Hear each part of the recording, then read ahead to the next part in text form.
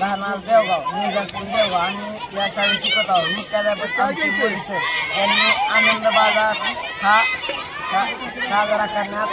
साजरा करण्यासाठी भरवला। तर काय दीप प्राथमिक शाळा देवगाव यांना बोलवलं।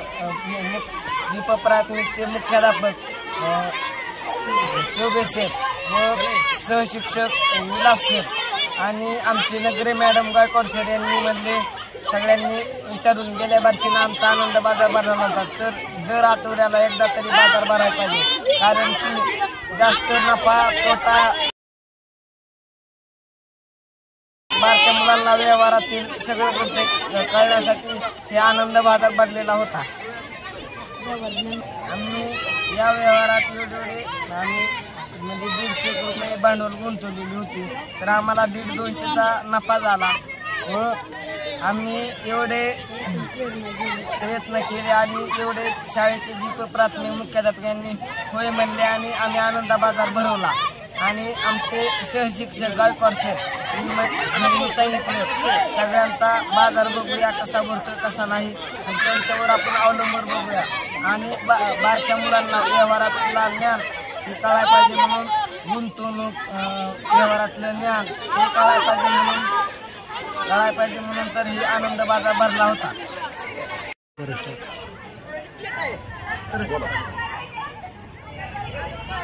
आज मी हायस्कूल देवगाव या आपल्या प्रशालेमध्ये आपल्या प्रशालेतील मुलांसाठी आणि शाळेतील विद्यार्थ्यांसाठी आनंद बाजाराचं आयोजन केलं होतं। या आनंद बाजारामध्ये आपल्या शाळेतील बऱ्याच मुलांना 100 ते 150 मुलांना छोटे छोटे स्टॉल लावलेले होते।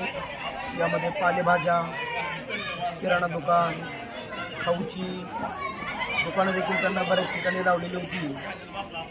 आणि हा जो काही आनंद मेळावा आयोजित करण्याचा हेतू होता तो मुख्य हेतू म्हणजे मुलांना आर्थिक व्यवहाराबद्दल ज्ञान व्हावं, पैशाची देवाणघेवाण कशा पद्धतीने होते ते त्यांना अवगत व्हावं, वजनमाप असेल किंवा एखाद्या गोष्टीचा व्यापार करायचा म्हटल्यानंतर कशा पद्धतीने करावं लागतं याचं पूर्ण ज्ञान या छोट्याशा उपक्रमातून मुलांना मिळावं म्हणून प्रशालेचे मुख्याध्यापक सन्माननीय मोरे सर आणि शाळेतील सर्व शिक्षकांनी आनंद बाजार घेण्याचे ठरवले।